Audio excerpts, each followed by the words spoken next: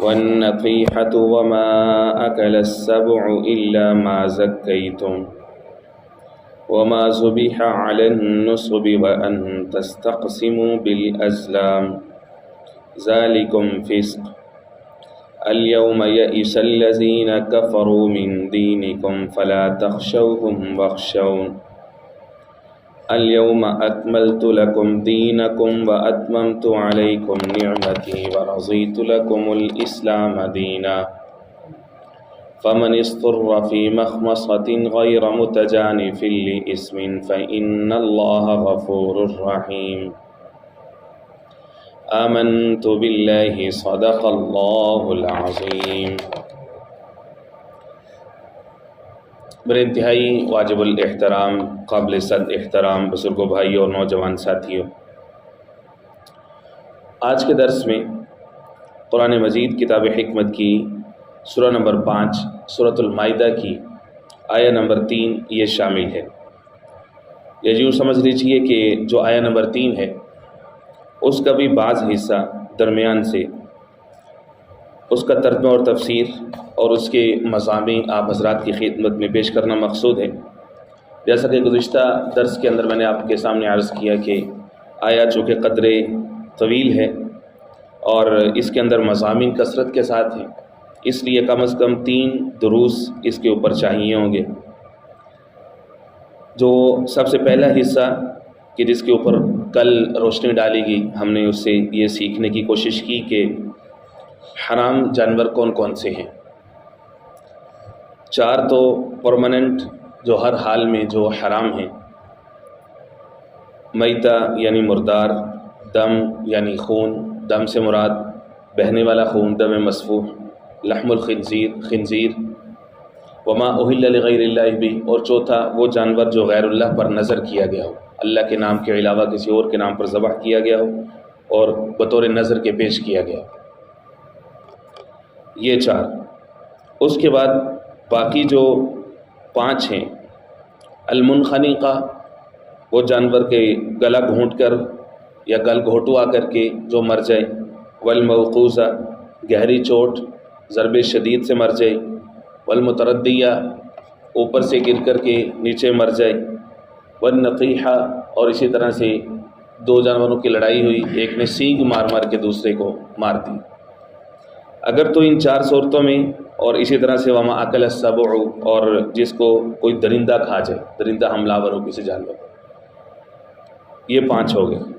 ان 5 صورتوں میں اگر تو اس کے اندر رمق باقی ہے، ابھی زندگی ہے، ابھی سانسیں چل رہی ہیں، الا ما زکیتم، تو پھر فرمایا کہ اگر تم اس کو ذبح کر لیتے ہو تو پھر تمہارے لیے حلال ہوگا۔ اگر ذبح کرنے سے پہلے وہ زندگی کی بازی ہار گیا تو اب جو ہے وہ تمہارے لیے مردار ہی کی طرح ہے، اب جائز نہیں۔ اب آگے جو آیا کا دوسرا حصہ ہے اس میں مزید کچھ جو حرام ہیں ان کا تذکرہ کیا جا رہا ہے۔ وما ذبح علی النصب، اور وہ جس کو ذبح کیا جائے علی النصب، نصب پر۔ نصب جو ہے یہ نصب یا انصاب کی جمع ہے۔ یہ مختلف طرح کے بت تھے جس کو مشرکین مکہ نے بیت اللہ شریف کے باہر اس کی سراؤنڈنگ میں گاڑا ہوا تھا، دیوار کے ساتھ۔ انسان جب گندگی، غلاظت اور بدبختی کی طرف اترتا ہے، اس طرف سفر کرتا ہے، تو پھر اس کی عقل موقوف ہو جاتی، اس کو پتہ نہیں چلتا کہ جو میں کر رہا ہوں اس کی کوئی ریشنل بھی بنتی ہے کہ نہیں بنتی۔ شرک میں اور اس گندگی اور غلاظت میں اس قدر مبتلا تھے کہ یہ بھی بھول گئے کہ ہم تو ملت ابراہیمی اور دین ابراہیمی کے پیروکار ہیں یا اس کے دعوے دار ہیں اپنی طرف سے، اور انہوں نے توحید کے لیے اپنی پوری زندگی جیت و جہد کی، اپنے گھر بار کو چھوڑا کیونکہ باپ مشرک تھا، گھر کے اندر شرک موجود تھا، اس گھر کو چھوڑ دیے، اور ان بدبختوں نے ملت ابراہیمی کا دعویٰ کر کے، نام لے کر کے بتوں کی پوجا شروع کر۔ ما نعبدهم الا ليقربونا الى الله زلفى، لوجک یہ دی کہ ہم ان کی پوجا اس لیے کرتے ہیں کہ یہ ہمیں اللہ کے قریب کر دیں گے۔ معاذ اللہ، بتوں کو کاٹا ہوا تھا۔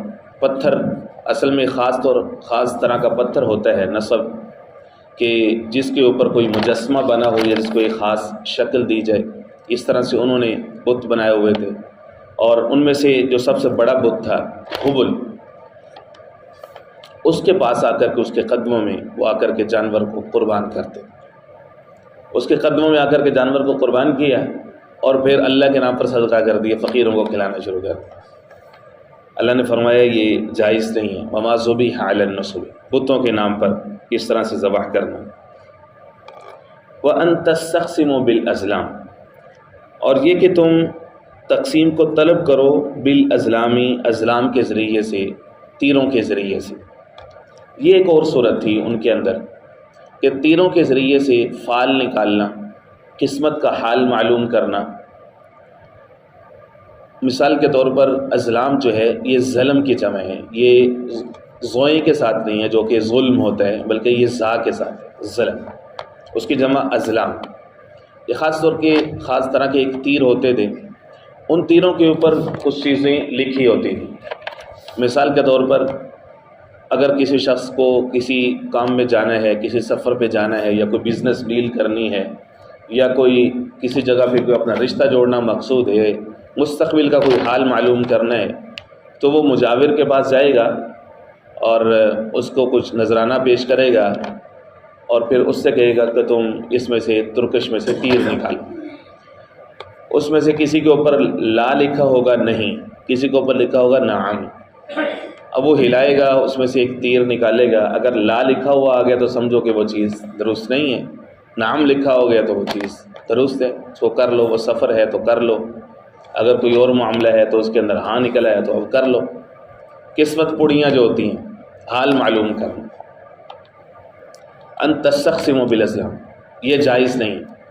سوال یہ پیدا ہوتا ہے کہ تذکرہ تو حرام جانوروں کا آ رہا ہے کہ کون کون سی صورتوں میں جانور حرام ہے، یا ویسے ہی مطلقاً جانور حرام ہے، تو یہاں پہ تیروں کے ذریعے سے جو چیزوں کی تقسیم ہے اس کی حرمت کا تذکرہ کیسے آ گیا؟ مفسرین فرماتے ہیں کہ ان کے اندر یہ بیماری بھی موجود تھی، انہی تیروں کے ذریعے سے جانور کو ذبح کرتے تھے اور پھر گوشت کی تقسیم کا فیصلہ بھی ایسے ہی کرتے تھے۔ مثال کے طور پر 6 7 یا 10 آدمی ملتے، ایک اونٹ خریدتے، یا نہ بھی خریدتے، کسی بیچارے کا اونٹ اچھا خاصا پلا ہوا ہوتا، اس کو چوری کر لیتے زبردستی، اور اس کو ذبح کر کے اس کے ڈھیری لگا دیتے۔ وہ بندہ آ جاتا روتا دھوتا، اس کو کہتے بھائی اپنے منہ مانگی قیمت لو اور سائڈ پہ ہو جائے، بات ختم ہو، پیسے تمہیں مل رہے ہیں بس۔ اب جن لوگوں نے مل کر کے پیسے دیے ہیں وہ اب اس کی تقسیم کیسے کرتے کہ ہر ایک کے نام کا تیر ہوگا، تیر نکلے گا، جس کے نام کا نکل آیا وہ لے جائے گا اور پھر غریبوں میں تقسیم کر دے گا۔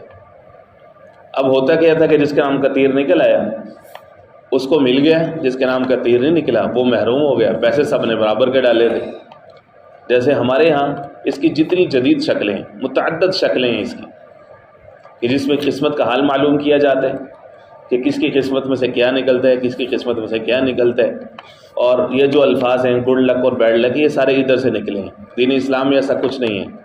مومن اللہ پر ایمان رکھتا ہے، بین الرجاء والخوف، ایمان، رجا اور خوف، امید، اللہ کی طرف سے رحمت کی امید اور اللہ کی طرف سے پکڑے جانے کا خوف، ان دونوں کے درمیان میں رہنے کا نام ہے الایمان بین الرجاء والخوف۔ سیدنا عمر فاروق رضی اللہ تعالیٰ عنہ نے بہترین حضرت نے اس کی تشریح اور تعبیر فرمائی کہ اگر روز قیامت یہ اعلان ہو جاتا ہے کہ ساری کی ساری انسانیت جہنم میں جا رہی ہے، اللہ نے یہ فیصلہ کر لیا، ایک شخص ایسا ہے جو کہ جنت میں جا رہا ہے، تو مجھے اللہ کی رحمت سے امید ہے کہ وہ میں آؤں گا۔ اللہ اکبر۔ اگر یہ اعلان ہو جاتا ہے کہ اللہ کا فیصلہ یہ ہے کہ ساری کی ساری انسانیت جنت میں جا رہی ہے، ایک شخص جہنم میں جا رہا ہے، ایک شخص، تو مجھے ڈر ہوگا کہیں وہ میں ہی تو نہیں ہوں۔ یہ ہے الایمان بین الرجاء والخوف۔ ہونے سے پہلے اللہ پر توکل رکھنا، اسباب کا درست استعمال کرنا، جو شرعی تقاضے ہیں ان کو پورا کرنا، اور کچھ ہو جانے کے بعد اللہ رب العزت کے فیصلے پر راضی رہنا، جس کو رضا بالقضاء کہتے ہیں، یہ ایمان ہے، یہ اس کا تقاضا ہے۔ باقی یہ سارے جو نقلیے ہیں، یہ سارے جو چوکوں بازاروں چراہوں میں بیٹھ کر کے لوگوں کو قسمت کا حال بتا دیتے ہیں، علم جعفر ہے وہ اخباروں کے اندر بھی چھپ جاتا ہے، فلانے کا ستارہ یہ ہے، فلانے کا دن ایسا گزرے گا۔ بھئی تم کون ہوتے ہو؟ تمہیں اللہ نے کب سے ٹھیکہ دے دیا ہے کہ لوگوں کا دن کیسے گزارنا ہے یا کیسے گزرے گا؟ بھئی اللہ کی مرضی ہے، اللہ رب العزت جس کے ساتھ جو چاہے کرے. قل اللہم مالک الملک تؤتی الملک من تشاء، اللہ یہ فرما رہے ہیں تؤتی الملک من تشاء، بادشاہت میرے پاس ہے، ذلیل لوگوں کو میں کرتا ہوں، معز وہ ہے، مذل وہ ہے. تؤتی الملک من تشاء وتنزع الملک ممن تشاء، جس سے چاہتا ہوں بادشاہت چھین لیتا ہوں. کوئی عہدہ ہے، کوئی رینک ہے، کوئی اختیارات ہیں، اسے چھین لیتا ہوں. اگر وہ اپنی پاورز کو ایکسرسائز ٹھیک نہیں کر رہا، چھین لیتا ہوں اسے. کبھی لوگوں کو ذلیل کرنے کے لیے، ان کے اعمال کی سزا دینے کے لیے ان کے اوپر میں ایسے ہی ظالم حکمران مسلط کر کے رکھتا ہوں. میری مرضی ہوتی ہے. اعمالکم اعمالکم، تمہارے اعمال تم پر حکمران ہیں، اپنے عمل درست کرو تو اللہ رب العزت تمہارے لیے فیصلے بھی اچھے اتاریں گے. یہ فیصلے اور یہ منڈیوں کے بھاؤ، یہ سارا کچھ آسمان سے اترتا ہے. اگر پوری قوم مجموعی طور پر منافق ہے اور جھوٹ، رشوت، چور بازاری، سود، غیبت، منافقت، ان جیسی برائیوں اور ان جیسی لعنت کے اندر مبتلا ہے، تو ان کے لیے حکمران بھی ویسے ہی ہوں گے. جیسے تمہارے اعمال ہیں ویسے تمہارے حکمران ہیں. تو فرمایا کہ جو مسلمان ہے، جو مومن ہے، وہ ایمان رکھتا ہے. الایمان بین الرجاء والخوف. ہاں، انسان کی فطرت میں یہ مادہ موجود ہے، وہ حرص رکھتا ہے کہ مستقبل کی کوئی کھڑکی میرے لیے کھل جائے، مجھے پتہ چل جائے کہ مستقبل میں میرے ساتھ ہونا کیا ہے. اس کے لیے جو ہے وہ استخارہ رکھا کہ بھئی اللہ سے خیر کا مشورہ مانگ لو، بجائے اس کے کہ تم نے یہ مختلف قومس کے پاس اور ان لوگوں کے پاس جانا ہے، ہتھیلیاں دکھانی اور مستقبل کا حال معلوم کرنا ہے. وہ تمہیں سے تمہاری چیزیں پوچھ کے اور صغرا کبرا ملا کے کوئی نتیجہ نکال کے تمہیں بتا دیں گے اور اپنی جیب کو گرم کر لیں گے تم سے 1000 2000 5000 10,000 جو بھی جس کا کیلیبر ہے، اسٹیٹس ہے، جتنا ایکسپیرینس ہے، اس طرح سے تمہارے سے وہ جھاڑ لیں گے. اپنا مال بھی کھپاؤ گے، اپنے ایمان بھی ضائع کرو گے. فرمایا کہ اس کی تو 40 دن کی یا ویسے اس کی نمازیں قبول نہیں ہوتی، ظاہر ہے کہ ایک طرح کا شرک ہے. تو انسان کے اندر یہ جو حرص موجود ہے، یہ جو تمنا موجود ہے کہ مستقبل کا اس کو پتہ چل جائے، تو اس کے لیے دعائے استخارہ سکھا دی. استخارہ بھی اس انداز میں گویا کہ اس کے اندر بھی توکل چھپا ہوا ہے کہ اللہ پر تم نے توکل کرنا ہے کہ اللہ کی ذات ہے جو مستقبل کو جانتی ہے. تو اللہ کی ذات بہترین دوست ہے، وہ بہترین وکیل ہے، وہ ولی ہے، وہ نصیر ہے، وہ مددگار ہے. تو اس لیے اللہ سے مشورہ کر لیتے ہیں. تو وہ استخارہ ہے. استخارہ اس کے شروع میں جو الف سین ہے یہ باب استفعال سے ہے. ہر باب کی اپنی خاصیت ہوتی ہے عربی میں. باب استفعال کی خاصیت یہ ہے کہ اس میں کسی چیز کو طلب کرنا پایا جاتا ہے، سین شروع میں آتی ہے. جیسے ایاک نعبد و ایاک نستعین، نستعین استعانت سے ہے، الف سین شروع میں ہے یعنی مدد کو طلب کرنا. اس طرح استخارہ خیر سے ہے، خیر کو طلب کرنا، اللہ سے خیر کا مشورہ کرنا. صحابہ کرام فرماتے ہیں حضور پاک علیہ الصلوۃ والسلام نے جس طرح سے ہمیں قرآن مجید سکھایا نا، اس طرح سے ہمیں دعائے استخارہ سکھائی ہے تاکہ کسی نجومی کے پاس جانے کی ضرورت ہی نہ رہے. اللہ سے خیر کا مشورہ کر لو، ایمان بھی مضبوط ہوگا. بس اللہ کے فیصلے پر راضی ہو جاؤ. جو اسباب کے درجے میں جو کوشش کر سکتے ہو وہ کر لو. مثال کے طور پر بچے کا کوئی رشتہ آ گیا ہے، کوئی ایک سے زیادہ رشتے آ گئے ہیں، تو اس صورت میں خیر کا مشورہ کرنا ہے وہ کر لو، اور جو بھی جس طرف دل کا میلان ہو، اطمینان ہو، وہ کر لو. اچھا، اس کے اندر فقہاء کرام نے کئی ساری تفصیل لکھی ہے استخارہ کے اندر. لوگ بڑی غلط فہمی کے اندر مبتلا ہیں. بعض دفعہ کیا ہوتا ہے کہ آپشن اچھی ہے، سبب کے درجے میں بھی اچھی ہے، اور جو شرعی تقاضے ہیں وہ بھی آپ نے پورے کر لیے ہیں، لیکن پھر بھی استخارہ کر لو. جی پہلے استخارہ کر لو. اب استخارہ کریں گے نہ خود کو خواب صحیح طریقے سے آ رہی ہے، نہ خواب کی صحیح تعبیر آ رہی ہے، اور ارد گرد کوئی اسکالر، کوئی مولانا صاحب، اس بیچارے کو بھی سمجھ نہیں آ رہی خواب تو آپ نے دیکھا ہے، یا پھر مولانا صاحب سے ہر حال میں کسی بیچارے سے خواب، ہر حال میں خواب اس کو دکھانا ہے، اسی کو پریس کرنا ہے، اسی کو ریکویسٹ کرنی ہے کہ استخارہ ہماری طرف سے آپ کر لیں. بندے مشورہ آپ نے اللہ سے کرنا ہے، معاملہ آپ کا ہے، آپ خود اللہ سے مشورہ کریں. اچھا، ایک آپشن جب اچھی والی مل گئی ہے تو اب ضروری نہیں ہے استخارہ کرنا. لوگوں نے استخارے کو واجب اور فرض سمجھا ہوا ہے. بھائی بچے کا اچھا رشتہ آ گیا ہے، مناسب ہے، کف بھی ہے، جو شرعی تقاضا وہ تو پورا ہو گیا ہے، کف ہے تمہارے پاس، اب کرو اللہ کا نام لے کر کے. اب استخاروں کی امید میں، چکروں میں نہ پڑو. اتنی دیر میں وہ لوگ بھی اگلا رشتہ دیکھ لیتے ہیں، ان کو آگے کوئی مل جاتا ہے. جب آپ کے اندر اس طرح سے کمپلیکس آ جائے کہ 2 یا 2 سے زیادہ رشتے موجود ہیں، جب آپ کے لیے فیصلہ سازی میں مسئلہ آ رہا ہے، ظاہر سبب کے درجے میں بھی کف ہے، شرعی اعتبار سے بھی آپ کو دونوں مناسب لگ رہے ہیں، اب کر لو مشورہ. اب کر لو استخارہ. آپشنز میں اس طرح سے برابری آ رہی. دعا بڑی شاندار سکھائی. اللہم انی استخیرک بعلمک واستقدرک بقدرتک. اللہ میں تجھ سے خیر کا مشورہ طلب کرتا ہوں بعلمک، تیرے علم سے، تیرے علم میں ہی. واستقدرک بقدرتک، میں تجھ سے قدرت چاہتا ہوں تیری قدرت میں سے کہ میرے لیے آسانی ہو جائے. واستقدرک بقدرتک فانک تقدر ولا اقدر. اللہ تو قدرت رکھتا ہے، میرے پاس کچھ نہیں، میں نہیں قدرت رکھتا. ولا اقدر وتعلم ولا اعلم، تو علم رکھتا ہے میں نہیں رکھتا. انک انت علام الغیوب، تو علام الغیوب ہے.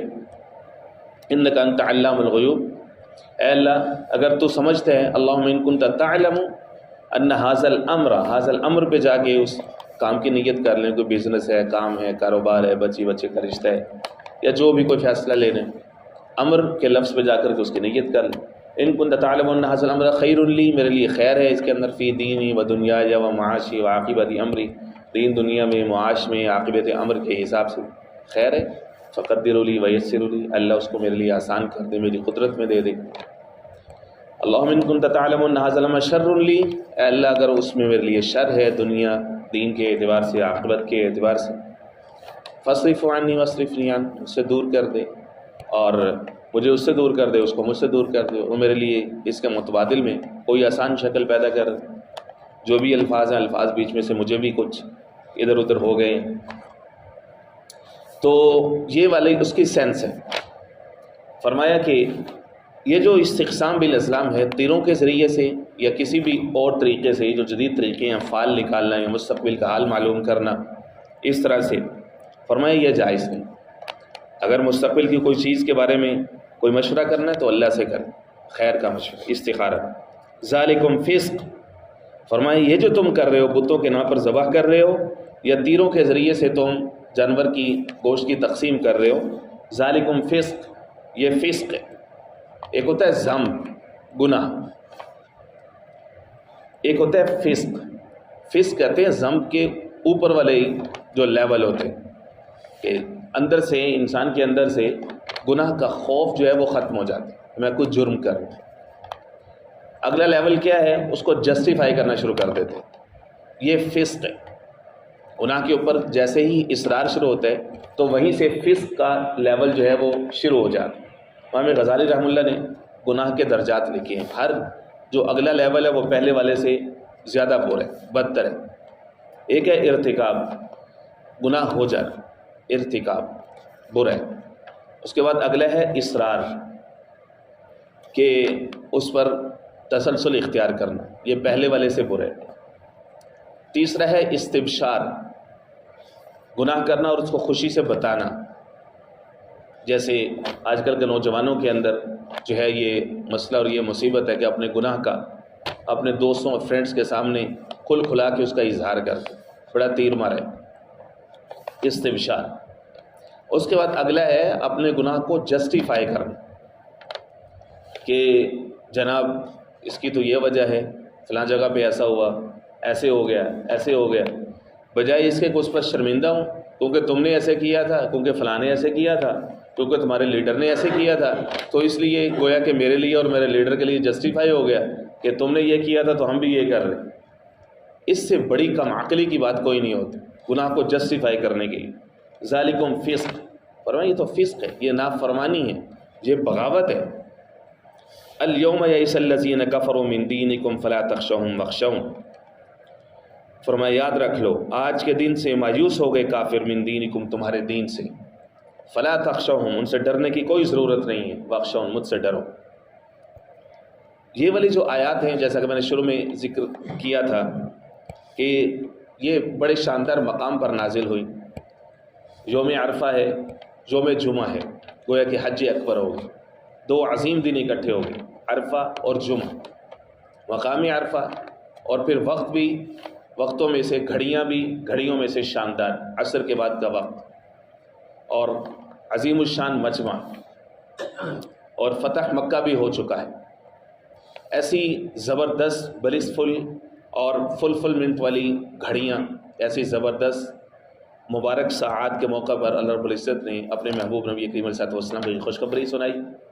آج کے دن کافر تم سے مایوس ہو چکے، آج کے بعد ان کو تم سے اب کوئی امید نہیں ہے. پہلے ان کو امید تھی کہ تم میں سے جو نوجوان ہیں یا وہ لوگ ہیں جو اپنے باپ دادا کا دین چھوڑ چکے ہیں، مذہب چھوڑ چکے ہیں، ہم ان کو اپنی طاقت کے بل پر واپس لا سکتے ہیں، اس لیے انہوں نے جنگ مسلط کی۔ فرمایا آج کے دن ہم نے ان کا زور توڑ دیا فتح مکہ کے ساتھ ہی۔ اور یہ وہ دن تھا کہ اس سے پہلے وہی متولی تھی، حج کو کنڈکٹ وہی کرتے تھے، نہ جانے کیا کیا خرافات اس کے اندر ہوتی تھی، ننگے طواف کرتے تھے، بتوں کی پوجا ہوتی تھی، اور انہی کے قدموں میں جانوروں کو ذبح کیا جاتا تھا۔ اس قدر شاعر دینیہ کی توہین ہوتی تھی، شاعر ابراہیمی کی توہین ہوتی تھی۔ یہ وہ موقع تھا کہ اس موقع پر کوئی بھی مشرک حج کے اندر شریک نہیں تھا، کیونکہ اللہ رب العزت نے دین کو اپنے محبوب نبی کریم صلی اللہ علیہ وسلم کے ذریعے سے، دین ایک سفید کپڑے کی مانند ہے، اجلے کپڑے کی مانند ہے۔ اللہ رب العزت اپنے محبوب نبی کریم صلی اللہ علیہ وسلم کے ذریعے سے اس کو صاف ستھرا دھو کر کے، پیور اور کلین کر کے اپنے محبوب نبی کریم صلی اللہ علیہ وسلم کے ذریعے سے دنیا انسانیت کے سامنے پیش کیا، اور پھر یہ اعلان فرما دیا کہ ہر صدی اور ہر ہزاریے کے شروع میں اللہ رب العزت ایک مجدد بھیجتے رہیں گے، ایک ایسا شخص بھیجیں گے، وہ اور اس کی جماعت۔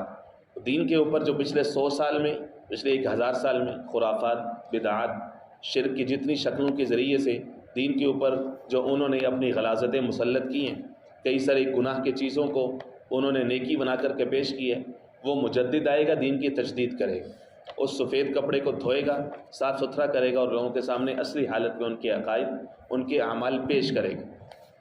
مشرک کوئی شامل نہیں تھا۔ اس لیے فرمایا کہ آج کے دن یہ مایوس ہو چکے ہیں تم سے، مایوس تمہارے دین سے ہو چکے ہیں۔ دو صورتیں، ایک صورت تو یہی جو میں نے آپ کے سامنے رکھی کہ ان کو یہ امید ختم ہو چکی ہے کہ آج کے بعد یہ تمہیں واپس لانے کے لیے کوئی کوشش کر سکے۔